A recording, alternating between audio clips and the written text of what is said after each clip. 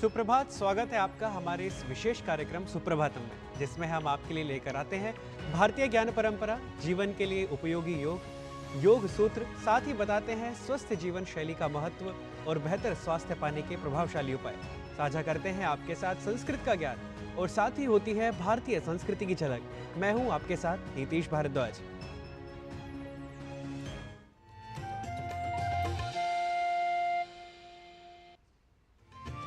मित्रों, समय का महत्व जिस मनुष्य ने सीख लिया वो जीवन में अवश्य ही सफलता प्राप्त करता है। समय मूल्यवान है, इसलिए समय का सदुपयोग कर समय का नियोजन करना आवश्यक है। तो आइए आपको बताते हैं आज के पंचांग के अनुसार क्या है आज की तिथि, वार और नक्षत्र। आज का पंचांग युगाब्द 5126, विक्रमी संवत 2081, शक संवत 1946, उत्तरायण, ज्येष्ठ मास, शुक्ल पक्ष, षष्ठी तिथि, बुधवार, मघा नक्षत्र। आज का दिन मंगलमय हो। भारतीय संस्कृति का आधार है भारतीय ज्ञान परंपरा और भारतीय ज्ञान परंपरा की पहचान के मूलक है हमारे वेद, उपनिषद, दर्शन, रामायण, महाभारत आदि वैदिक लौकिक संस्कृत ग्रंथ, जिनके अध्ययन, मनन और व्यवहार से आदर्श जीवन जीने की कला का विकास होता है। तो आइए आज के भारतीय ज्ञान परंपरा के अंतर्गत महाभारत क्रम में देखते हैं शल्य पर्व पर आधारित यह विशेष रिपोर्ट।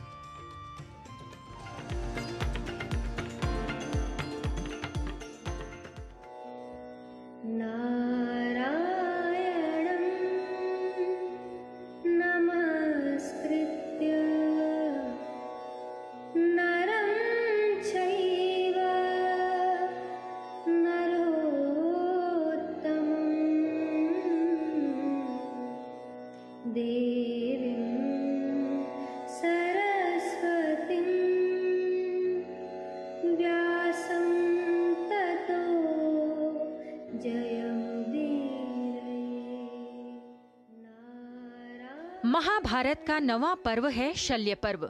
शल्य पर्व में 65 अध्याय तथा प्रायः 3738 श्लोक हैं। अपने पूर्वजों का महान चरित्र सुनने के इच्छुक जन्मेजय ऋषि वैशंपायन से कर्ण के वध के बाद थोड़े बचे कौरव सैनिकों और दुर्योधन का व्यवहार जानना चाहते हैं, जिसका वर्णन शल्य पर्व में किया गया है। शल्य पर्व के मुख्य वृत्तांत के अंतर्गत शल्य आदि राजाओं के वध के बाद कौरवों की क्षीण सेना को देखते हुए कृपाचार्य द्वारा दुर्योधन को पांडवों के साथ संधि के लिए समझाए जाने का वृत्तांत उल्लिखित है। कृपाचार्य द्वारा दुर्योधन को दी गई संधि शिक्षा अपनी योग्यता के अनुसार ही आचरण करने से सफलता मिलने के मार्ग को प्रबल करती है। कृपाचार्य दुर्योधन से कहते हैं, हीयमानेन वै संधिः पर्येष्टव्यः समेन वा विग्रहो वर्धमानेन मतिरेषा बृहस्पतेः। अर्थात बृहस्पति की यह नीति है कि जब अपना बल कम या बराबर दिखाई पड़े तो शत्रु के साथ संधि कर लेनी चाहिए। लड़ाई तो उसी समय छेड़नी चाहिए जब अपनी शक्ति शत्रु से अधिक हो। हे दुर्योधन, हम बल और शक्ति में पांडवों से हीन हो गए हैं। इस अवस्था में पांडवों के साथ संधि कर लेना ही उत्तम है। किंतु कृपाचार्य द्वारा संधि का प्रस्ताव स्वीकार न करके दैव और भवितव्यता को अचल मानकर राजा दुर्योधन ने युद्ध जारी रखने का ही दृढ़ निश्चय किया और पुनः युद्ध के लिए प्रस्थान किया, जिसके पश्चात कौरव पांडव सेनाओं में देवासुर संग्राम के समान भयंकर युद्ध हुआ, जिसका शल्य पर्व में विस्तार से वर्णन किया गया है। कौरव पक्ष के 700 रथियों का वध, उभय पक्ष की सेनाओं का मर्यादा शून्य घोर संग्राम तथा शकुनी का कूट युद्ध और उसकी पराजय का समग्र वृत्तांत शल्य पर्व में ही उल्लिखित है। अपने भाइयों के मारे जाने से भयभीत राजा दुर्योधन का सम्रांगण से दूर जाकर शत्रु के भय से भयंकर तालाब में घुस जाना, किंतु भीमसेन द्वारा उसका वध वृत्तांत शल्य पर्व में विस्तार से किया गया है। युद्ध में घोर संहार देखकर शोक संतप्त संजय धृतराष्ट्र से कहते हैं, विधिश्च बलवानत्र पौरुषम तु निरर्थकम शक्रतुल्य बलाः सर्वे यथा वध्यंत पांडवैः। अर्थात इस जगत में भाग्य ही बलवान है, पुरुषार्थ तो निरर्थक है, क्योंकि आपके सभी पुत्र इंद्र के तुल्य बलवान होने पर भी पांडवों के हाथ से मारे गए। ये सब सुनकर मोहासक्त धृतराष्ट्र के विलाप का वर्णन इस शल्य पर्व में किया गया है। शल्य पर्व में दुर्योधन की दशा देखकर अश्वत्थामा का विषाद तथा अश्वत्थामा का सेनापति के पद पर अभिषेक का भी उल्लेख किया गया है। महाभारत के शल्य पर्व में वर्णित वृत्तांत किसी भी परिस्थिति में किए गए अनुचित व्यवहार और अन्याय के घोर दुष्परिणाम को स्पष्ट करता है तथा कठिन से कठिन परिस्थिति में भी न्यायोचित मार्ग पर चलने के लक्ष्य प्राप्ति की संभावना को प्रबल करता है, जो वर्तमान समाज के लिए भी अनुकरणीय है। लता वशिष्ठ, डीडी न्यूज।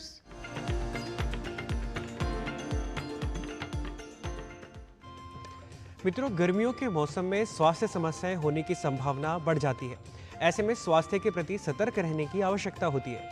अधिक गर्मी में कौन सी सावधानियां आपके स्वास्थ्य को सुरक्षित रखने में सहायक हो सकती हैं, आइए जानते हैं आज के योग स्वास्थ्य प्रभाग में।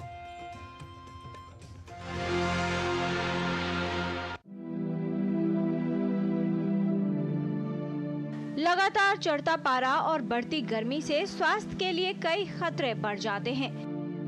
ऐसी तेज गर्मी में हीट स्ट्रोक यानी लू लगने का खतरा बढ़ जाता है। लू लगने की स्थिति में कभी-कभी परिणाम गंभीर हो सकता है। गर्मी का प्रकोप बढ़ता ही जा रहा है, तो गर्मी से होने वाली बहुत सारी बीमारियां हैं जिनको होने की संभावना बढ़ जाती है। चाहे वो हल्की गर्मी से होने वाली बीमारियां हैं, जैसे किसी को पित्त उछल जाती है, किसी को गर्मी में वीकनेस महसूस होती है, उल्टी जैसा मन होता है या सनबर्न हो जाता है, जिन्हें ज़्यादातर होम रेमेडीज़ या हल्के इलाज से ठीक किया जा सकता है। मगर जब गर्मी का प्रकोप बहुत ज़्यादा हो या हमारे शरीर में जो स्वेटिंग, जो पसीना है, उसकी प्रक्रिया गड़बड़ हो जाए या शरीर का तापमान बहुत ज़्यादा बढ़ जाए, तो कई बार काफ़ी सीरियस या जानलेवा दिक्कतें भी हो सकती हैं, जैसे कि हीट स्ट्रोक। सूरज की तपिश बढ़ने से दोपहर के समय बाहर तेज गर्म हवाएं चलती हैं, जो लू का रूप ले लेती हैं। ये हीट स्ट्रोक यानी लू लगने की संभावना को बढ़ा देता है। शरीर का सामान्य तापमान 96 फ़ारेनहाइट यानी 37 डिग्री सेल्सियस होता है।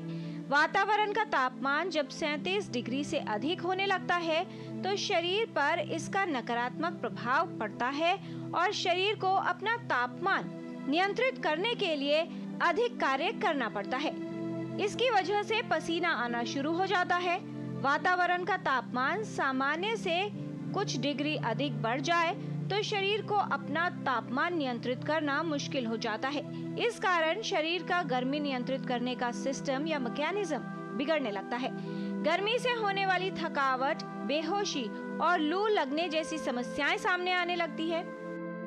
गर्मी के मौसम में सबसे बड़ा खतरा है लू लग जाने का, और ख़ासतौर से वो लोग जो ज़्यादातर अपना समय बाहर बिताते हैं, जैसे जो डेली वेजेस वर्कर्स हैं, सिक्योरिटी गार्ड हैं, पुलिसमैन हैं, जो फैक्ट्री वर्कर जो खुले में काम करते हैं, तो उन सब के लिए ये रिस्क बहुत ज़्यादा हो जाता है।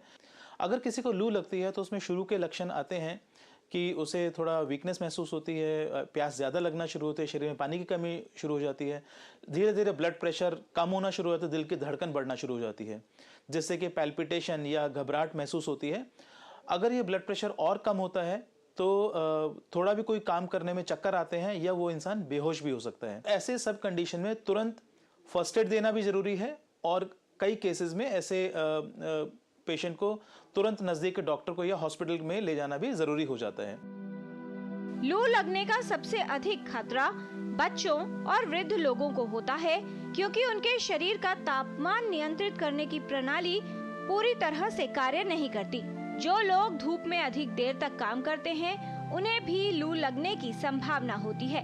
शरीर से जितना पसीना निकलता है, उसके अनुपात में इलेक्ट्रोलाइट पानी के साथ लेना आवश्यक है। इसलिए गर्मी का प्रभाव कम करने के लिए पर्याप्त मात्रा में पानी और तरल पेय लेना आवश्यक है। तेज धूप लगने पर शरीर में पानी की कमी हो जाती है, इसके कारण प्यास अधिक लगती है। ज़्यादा गर्मी में 2.5 से 3 लीटर पानी पीना चाहिए ताकि 1 से 1.5 लीटर के आसपास यूरिन पास हो जाए 24 घंटे में। उस व्यक्ति को उस गर्म एनवायरनमेंट से दूर ले जाएं। जहाँ ज़्यादा गर्मी है वहाँ के बजाय ऐसे कमरे में ले जाएं जहाँ थोड़ी ठंडक है, जहाँ खिड़कियाँ खुली हैं, थोड़ी फ्रेश एयर आएगी। आप पंखा चला सकते हैं, कूलर चला सकते हैं, एसी चला सकते हैं, पंखा झल सकते हैं और गीले कपड़े से बदन को पोंछ सकते हैं। अगर उसने कुछ टाइट कपड़े पहने हैं तो हम उन्हें कपड़ों को लूज़ कर सकते हैं और थोड़ा थोड़ा पानी पिलाएंगे। साथ ही अगर एम्बुलेंस या ऐसा साधन है जिससे हम तुरंत उसे नज़दीक के हॉस्पिटल ले जा सकते हैं तो ले जाना चाहिए, लेकिन एम्बुलेंस बुलाने के चक्कर में हमें डिले नहीं करना चाहिए। गर्मी के मौसम में अपने स्वास्थ्य का अच्छे से ध्यान रखें, संतुलित आहार लें, वो खाना लें जो हल्का है, जो ज़्यादा ऑयली नहीं है, थोड़ी थोड़ी क्वांटिटी में फ्रीक्वेंट मील्स लेने चाहिए और पानी खूब पीना चाहिए। पानी खूब पीने से मेरा मतलब ये है कि जो भी इस मौसम में घर में बने हुए पेयजल हैं, जैसे लस्सी है, छाछ है, शरबत है, ठंडाई है, तो उन्हें पीना चाहिए। तेज धूप में जाने से बचें और गर्मी में अधिक देर तक बाहर न रहें। अचानक तापमान परिवर्तन से बचें। गर्मी के मौसम में कुछ सावधानियां रखें, पर्याप्त मात्रा में पानी पिएं, साथ ही हल्के सूती कपड़े पहनें। सही आहार और देखभाल से गर्मियों के मौसम में लू लगने की समस्या से बचाव किया जा सकता है और इस मौसम में स्वास्थ्य को ठीक रखा जा सकता है। किरण भारद्वाज, डीडी न्यूज।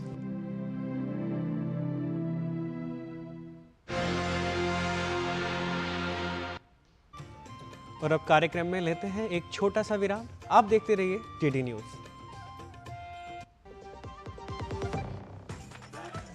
मैं क्या जी, सब जानते हैं, जहां दिखे मारियो, अपना समझ के खा लियो। स्वाद से सबको दीवाना कर दे, दीवाना कर दे। पता का चाय, गजब का स्वाद। डॉक्टर ऑर्थो ऑयल के रेगुलर मसाज से जॉइंट हेल्थी रहते हैं। और अगर प्रॉब्लम बहुत पुरानी है तो डॉक्टर ऑर्थो कैप्सूल्स साथ लेना ना भूलें। अब दर्द भी घुटने टेकेगा। Curiosity can take you to some out of the world places. Curious about this place? Scan this QR code before I take it off with my Seat tires. Seat, crafted for the curious. और break के बाद पुनः आप सभी का स्वागत है। Break के बाद अब समय है योग का।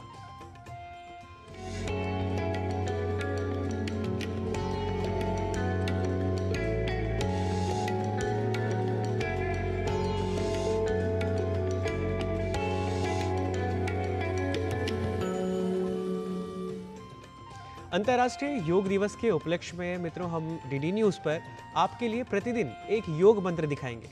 ये मंत्र या श्लोक विभिन्न शास्त्रीय और साहित्यिक ग्रंथों से लिए गए हैं, जिनका मूल संस्कृत भाषा में है। आप सभी की सुविधा के लिए हम इसका हिंदी और अंग्रेजी में अर्थ भी आपको दिखाएंगे। आइए देखते हैं आज का योग मंत्र।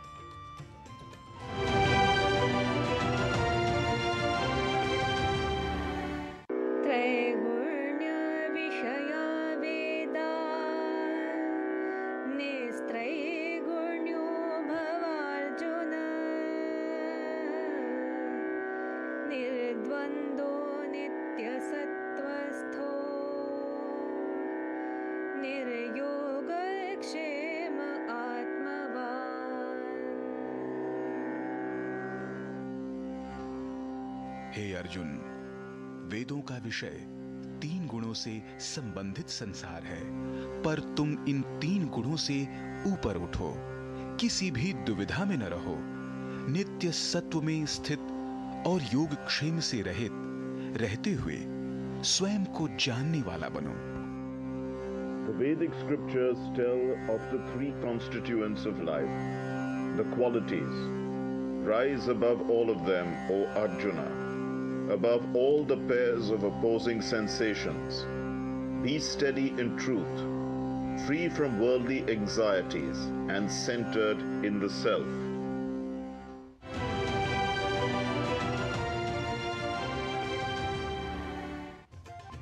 योग मानव जीवन के लिए एक महत्वपूर्ण और अनमोल साधना है। यह मानसिक, शारीरिक और आध्यात्मिक स्वास्थ्य में सुधार करने में सहायता करता है। योग अवसाद, तनाव और रोगों को दूर करने में भी सहायक है और जीवन की गुणवत्ता को बढ़ावा देता है। आइए जान लेते हैं क्या है विशेष यौगिक क्रियाएं आज हमारे स्वास्थ्य के लिए लाभकारी हैं। देखते हैं इस योग प्रभाग में।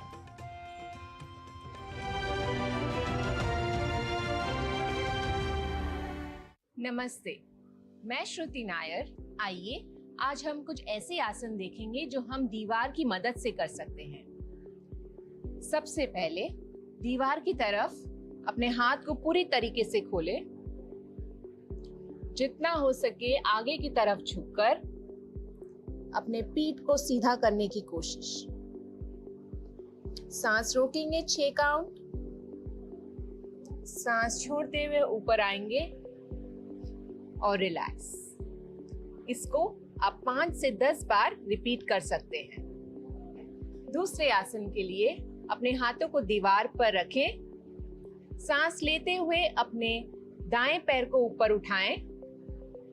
उसको अंदर की तरफ जितना हो सके बेंड करें। थोड़ी देर पैरों को रोक कर रखेंगे। सांस छोड़ते हुए पैर को छोड़कर उसे अपनी जगह पर लाएंगे।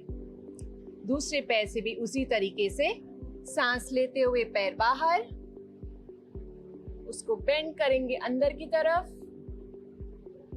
रुकेंगे थोड़ी देर, सांस छोड़ते हुए पैर ओपन, उसे अपनी जगह पर लाएंगे और रिलैक्स। तीसरे आसन के लिए हम अपने पैरों को इस तरीके से दीवार पर चढ़ा लेंगे और अपनी हाथों के मदद से धीरे से अपने बॉडी को ऊपर की तरफ उठा लेंगे। जितना हो सके उतना ऊपर उठाने की कोशिश और सांस छोड़कर धीरे धीरे नीचे आ जाएंगे। इसे एक और बार कर देखेंगे। सांस छोड़कर नीचे आ जाएंगे और रिलैक्स। इस आसन को आप 5 से 10 बार कर सकते हैं। इस तरह से दीवार की मदद से आप कुछ आसन कर सकते हैं।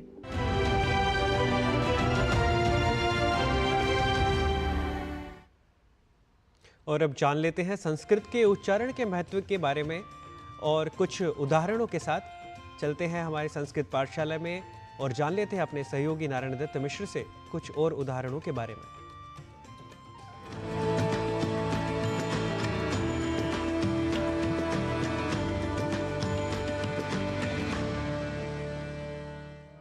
नमो नमः संस्कृत प्रियेभ्यः सर्वेभ्यः संस्कृतस्य एतस्यां पाठशालायाम् अहं नारायण दत्तः स्वागतं करोमि भवतां समेषाम्।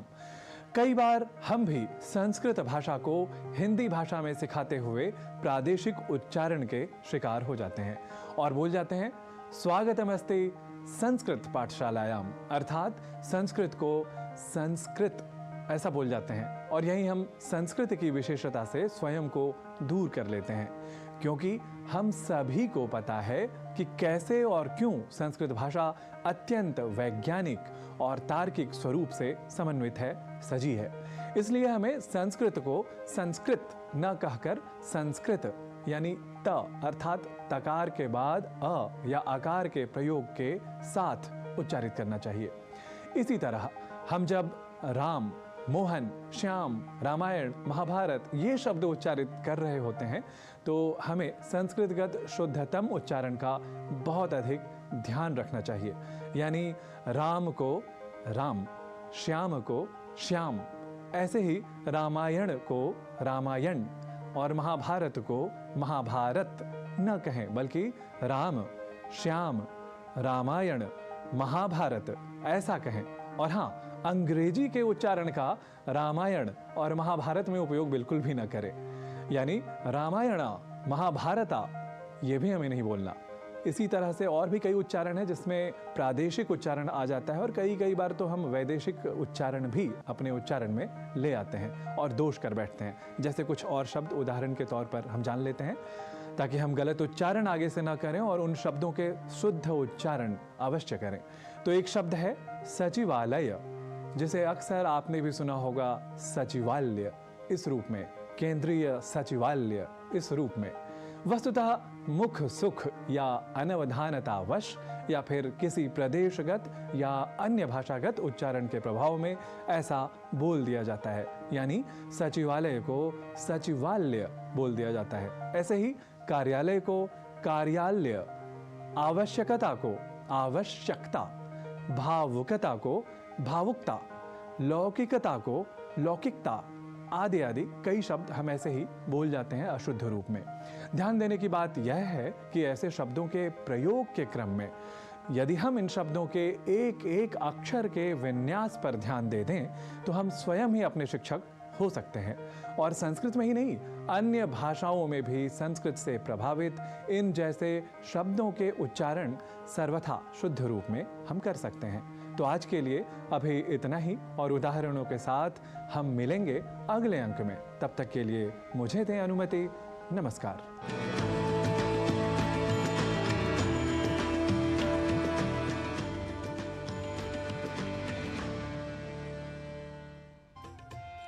अपनी कमजोरी को ताकत बनाकर न केवल अपने जीवन को समाज की मुख्य धारा के साथ चलाना, बल्कि अपने हुनर से दूसरों के लिए प्रेरणा स्रोत बनने वाले बहुत ही कम लोग होते हैं। ग्वालियर की खुशी ने कुछ ऐसा ही कर दिखाया है। जन्म से ही हाथ पैर न होने के बावजूद भी खुशी जब कोरे कागज पर मुंह में ब्रश दबाकर रंग भरना शुरू करती है तो देखने वाले दंग रह जाते हैं। आइए देखते हैं ये रिपोर्ट।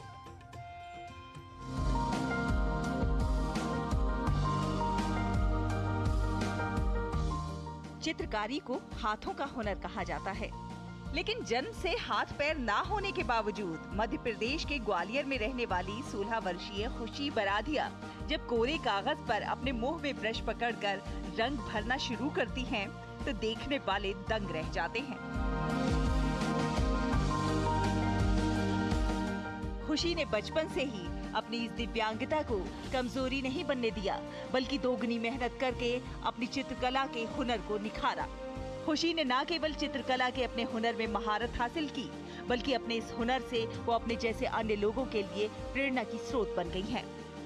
वो मानती हैं कि कोई भी दिव्यांगता हाथ पैरों से नहीं होती, बल्कि मन से होती है, और यदि मन में हौसला है तो फिर हर काम संभव है।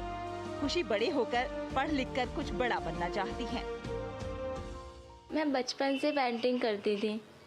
वो क्या कहते हैं ना, मैं जब छोटी थी ना तभी से मेरी सिस्टर, छोटी सिस्टर भी, बस वो भी थोड़ी बहुत किया करती थी। उसी को देख के मैंने स्टार्ट की थी।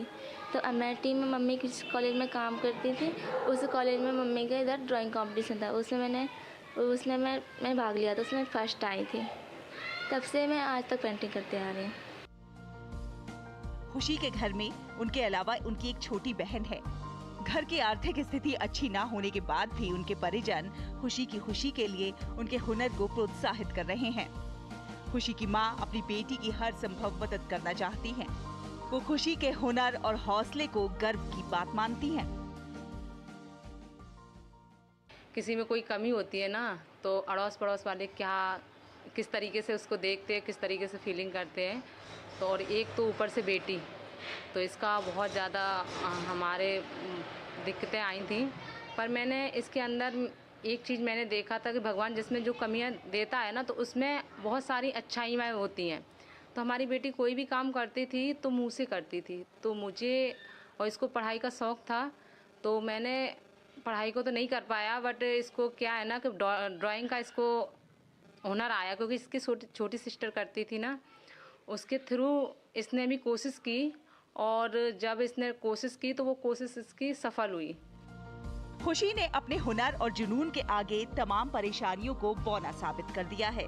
जरूरत है समाज और प्रशासन द्वारा ऐसे दिव्यांग हुनरमंदों को आगे बढ़ाने की और मुख्य धारा से जोड़ने की, ताकि वो अपने सपनों को एक मुकाम दे सके और खुद के जीवन के उद्देश्यों को पूरा कर अन्य लोगों के लिए प्रेरणा के स्रोत बन सके।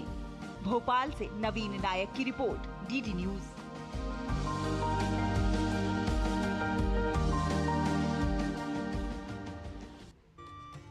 और इसके साथ ही अब समय हो चला है सुप्रभातम के समापन का। हम कल फिर अपने निर्धारित समय पर लेकर आएंगे सुप्रभातम का एक और नया अंक। तब तक के लिए मुझे और मेरी टीम को दीजिए अनुमति।